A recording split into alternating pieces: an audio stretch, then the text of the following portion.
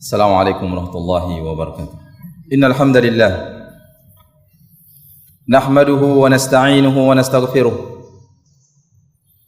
wa na'udzu billahi min shururi anfusina wa sayyiati a'malina.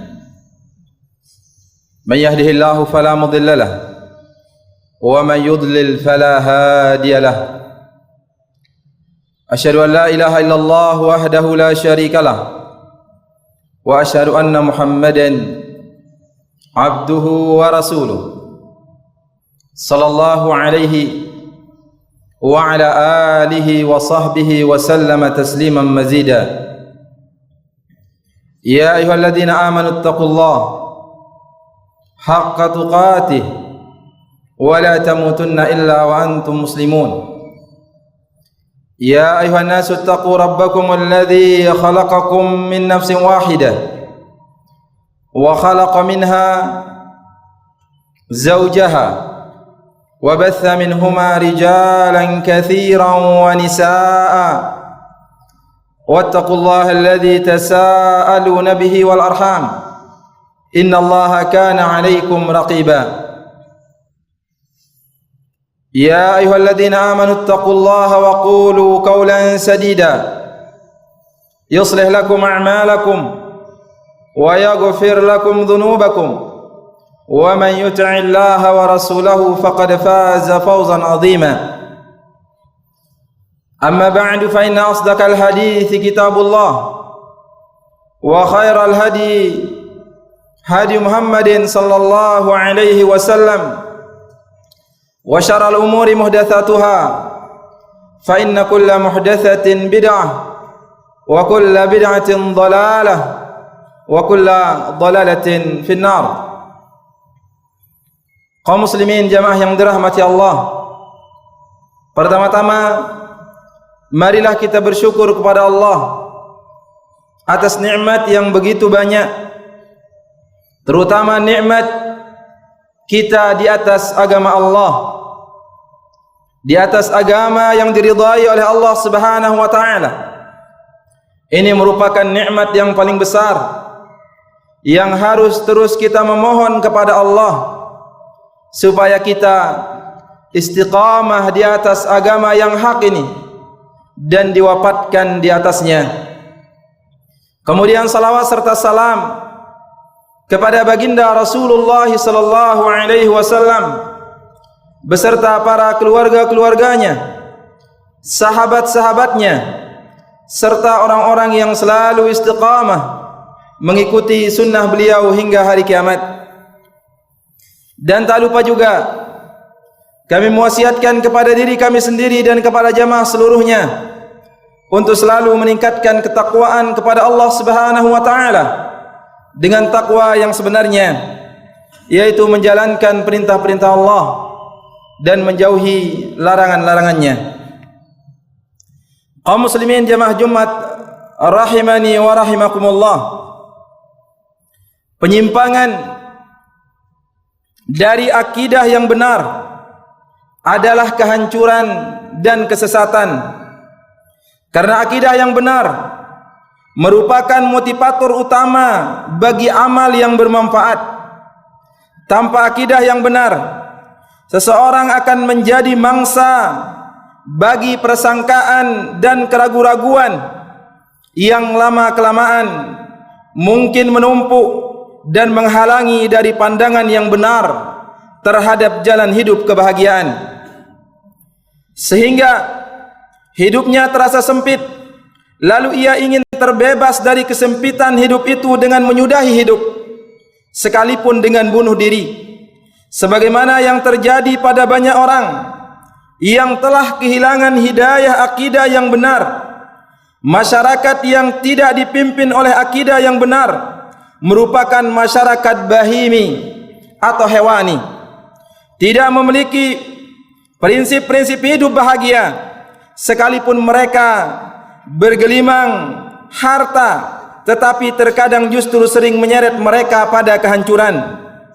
Sebagaimana yang kita lihat pada masyarakat jahiliyah, karena sungguhnya kekayaan harta memerlukan tujuan atau taujih, pengarahan dalam penggunaannya, dan tidak ada pemberi arahan yang benar kecuali akidah yang benar.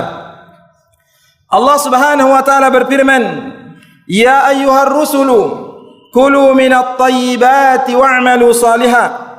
Hai para rasul, makanlah dari makanan yang baik-baik dan kerjakanlah amal yang saleh. Sesungguhnya aku Maha mengetahui apa yang kamu kerjakan. Dalam ayat yang lain, "Walaqad ataina Dauda minna fadla, ya jibalu awwibi ma'ahu wat-tayr wa alanna lahul hadid.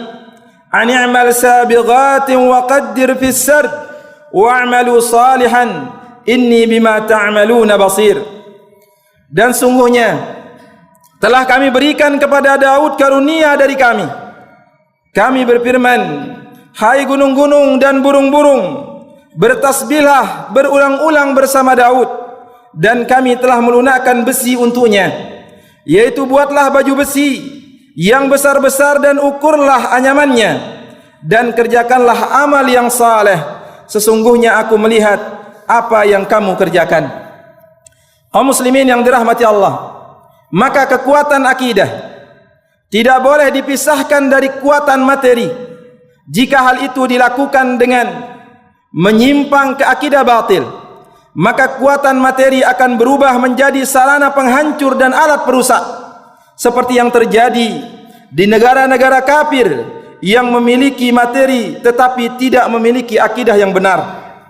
Maka dari sini para jamaah yang dirahmati Allah, kita akan menyebutkan beberapa sebab penyimpangan dari akidah yang benar. Yang pertama adalah kebodohan terhadap akidah yang sahihah, akidah yang benar, karena tidak mau atau enggan mempelajari dan enggan mengajarkannya, atau karena kurangnya perhatian terhadapnya, sehingga tumbuh satu generasi yang tidak mengenal akidah yang benar dan juga tidak mengetahui lawan atau kebalikannya. Akibatnya mereka meyakini yang hak sebagai sesuatu yang batil dan yang batil sebagai sesuatu yang hak, sebagaimana yang pernah dikatakan oleh Umar bin Khattab radhiyallahu an, "Innama tanqudu ural islami urwatan urwah idza nasha fil islam man la ya'riful jahiliyah." Sesungguhnya ikatan simpul Islam akan pudar satu demi satu manakala di dalam Islam terdapat orang yang tumbuh tanpa mengenal kejahiliahan. Yang kedua adalah ta'assub atau fanatik kepada sesuatu yang diwarisi dari bapa dan nenek moyangnya, sekalipun hal itu batil, dan mencampakkan apa yang menyalahinya sekalipun itu benar, sebagaimana yang difirmankan oleh Allah Subhanahu wa taala, "Wa idza qila lahum ittabi'u ma anzalallah qalu bal nattabi'u ma alfayna 'alaihi aba'ana awalau kana aba'uhum la ya'qiluna syai'an wa la yahtadun." Dan apabila dikatakan kepada mereka, "Ikutilah apa yang telah diturunkan Allah," mereka menjawab, "Tidak, tetapi kami hanya mengikuti apa yang telah kami dapati dari perbuatan nenek moyang kami." Apakah mereka akan mengikuti juga walaupun nenek moyang mereka itu tidak mengetahui suatu apapun dan tidak mendapatkan petunjuk? Yang ketiga, yaitu taklid, ikut-ikutan secara buta dengan mengambil pendapat manusia dalam masalah akidah tanpa mengetahui dalilnya dan tanpa meneliti seberapa jauh kebenarannya, sebagaimana yang terjadi pada golongan-golongan seperti Mu'tazilah. Mu'tazilah adalah golongan yang salah satu prinsip keyakinan mereka adalah mengedepankan akal di atas wahyu Allah Subhanahu wa taala. Begitu juga Jahmiyah dan yang lainnya. Mereka bertaklid kepada orang-orang sebelum mereka dari para imam-imam yang sesat, sehingga mereka juga sesat jauh dari akidah yang benar. Yang keempat, yaitu gulu, berlebihan dalam mencintai para wali dan orang-orang saleh, serta mengangkat mereka di atas derajat yang semestinya, sehingga meyakini pada diri mereka suatu yang tidak mampu dilakukan kecuali oleh Allah, baik berupa mendatangkan manfaat maupun menolak mudarat. Juga menjadikan para wali itu sebagai perantara antara Allah dengan makhluknya, sehingga sampai pada tingkat penyembahan para wali tersebut dan bukan penyembahan Allah Ta'ala. Mereka bertakarrub beribadah kepada kuburan para wali itu dengan hewan kurban, dengan doa istighasah dan meminta pertolongan, sebagaimana yang terjadi pada kaum Nabi Nuh alaihi salam. Terdapat orang-orang saleh ketika mereka berkata, wa qalu la tadarunna alihatakum wa la tadarunna waddan wa la suwa'an wa la yaghutha wa ya'uqa wa nasra. Dan mereka berkata, jangan sekali-kali kalian meninggalkan sembahan-sembahan kalian, dan jangan pula kalian meninggalkan Wad, Suwa', Yaghus, Ya'uq dan Nasar. Wad, Suwa', Yaghus, Ya'uq dan Nasar adalah nama berhala-berhala terbesar pada kabilah-kabilah kaum Nabi Nuh, yang semuanya mereka adalah nama orang-orang saleh. Dan demikianlah yang terjadi pada pengagung-pengagung kuburan di berbagai negeri sekarang ini. Kemudian yang kelima, kaum muslimin yang dirahmati Allah, sebab penyimpangan adalah ghaflah atau lalai terhadap perenungan ayat-ayat Allah yang terhampar dan terbentang di jagat raya atau dikenal dengan ayat-ayat kauniyah, dan ayat-ayat Allah yang tertuang di dalam kitabnya, yaitu ayat-ayat Qur'aniyah. Di samping itu juga terbuai dengan kemajuan teknologi dan kebudayaan, sampai-sampai mereka mengira bahwa itu semua adalah hasil karya manusia semata, sehingga mereka mengagung-agungkan manusia serta menisbatkan dan menyandarkan seluruh kemajuan itu kepada jerih payah dan penemuan manusia semata. Sebagaimana kesombongan Qarun yang mengatakan, innama utituhu ala ilmin indi, sungguhnya aku hanya diberi harta itu karena ilmu yang ada padaku. Begitu juga dalam ayat yang lain, innama utituhu ala ilm, sesungguhnya aku hanya diberi harta itu karena kepintaranku. Mereka tidak berpikir dan tidak pula melihat keagungan Allah yang telah menciptakan alam ini dan yang telah menyimpan berbagai macam keistimewaan di dalamnya, juga yang telah menciptakan manusia lengkap dengan bekal keahlian dan kemampuan guna menggali dan memanfaatkan sumber daya alam itu untuk kepentingan manusia. Sebagaimana firman Allah Subhanahu wa taala, wallahu khalaqakum wa ma ta'malun. Padahal Allah lah yang menciptakan kamu dan perbuatan kamu. Dalam ayat yang lain, awalam yanzuru fi malakutis samawati wal ard wa ma khalaqallahu min syai'in wa an 'asa an yakuna qad iqtaraba ajaluhum fa bi ayyi haditsin ba'dahu yu'minun. Dan apakah mereka tidak memperhatikan kerajaan langit dan bumi dan segala sesuatu yang diciptakan Allah, dan kemungkinan telah dekatnya kebinasaan mereka, maka kepada berita manakah lagi mereka akan beriman selain kepada Al-Quran. Dalam ayat yang lain Allah berfirman, Allahul ladzi khalaqas samawati wal ard wa anzala minas samai ma'an fa akhraja bihi minats thamarati rizqan lakum wa sakhkhara lakumul fulka litajriya fil bahri bi amrihi wa sakhkhara lakumul anhar wa sakhkhara lakumus syamsa wal qamara da'ibain wa sakhkhara lakumul laila wan nahar wa ataakum min kulli ma sa'altumuh wa in ta'uddu ni'matallahi la tuhsuha innal insana ladzalumun kafar. Yang artinya, Allah lah yang telah menciptakan langit dan bumi dan menurunkan air hujan dari langit. Kemudian dia mengeluarkan dengan air hujan itu berbagai buah-buahan menjadi rizki untukmu. Dan dia telah menundukkan bahtera bagimu supaya bahtera itu berlayar di lautan dengan kehendaknya. Dan dia telah menundukkan pula bagimu sungai-sungai. Dan dia telah menundukkan pula bagimu matahari dan bulan yang terus-menerus beredar dalam orbitnya.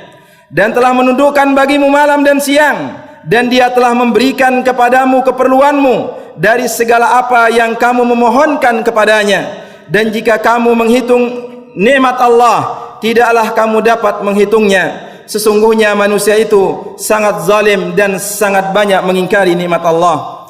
Kaum muslimin yang dirahmati Allah Subhanahu wa taala, yang keenam dari sebab penyimpangan adalah pada umumnya rumah tangga sekarang ini kosong dari pengarahan yang benar menurut Islam. Padahal baginda Rasulullah sallallahu alaihi wasallam telah bersabda, kullu mauludin yuladu 'alal fitrah fa abawahu yuhawidanihi aw yunassiranihi aw yumajjisanihi. Setiap bayi itu dilahirkan di atas dasar fitrah, maka kedua orang tuanya lah yang kemudian membuatnya menjadi Yahudi, Nasrani ataupun Majusi. Jadi orang tua mempunyai peran dalam meluruskan jalan hidup anak-anaknya. Kemudian yang ketujuh, para jamaah yang dirahmati Allah, enggannya media pendidikan dan media informasi melaksanakan tugasnya, kurikulum pendidikan. Kebanyakan tidak memberi perhatian yang cukup terhadap pendidikan agama Islam. Bahkan ada yang tidak peduli sama sekali. Sedangkan media informasi, baik cetak maupun elektronik, berubah menjadi sarana penghancur dan perusak moral dan agama. Atau paling tidak hanya memfokuskan pada hal-hal yang bersifat materi dan hiburan semata, tidak memperhatikan hal-hal yang dapat meluruskan moral dan menanamkan akidah serta mengikis aliran-aliran sesat. Dari sini muncullah generasi yang telanjang tanpa senjata, yang tak berdaya di hadapan pasukan kekufuran yang lengkap persenjataannya. Barakallahu li wa lakum fil Qur'anil azim, wa nafa'ani wa iyyakum bima fihi minal ayati wadh-dhikril hakim, wa taqabbala minni wa minkum tilawatahu innahu huwal ghafurur rahim. Alhamdulillah hamdan katsiran tayyiban mubarakan fihi kama yuhibbu rabbuna wa yardah.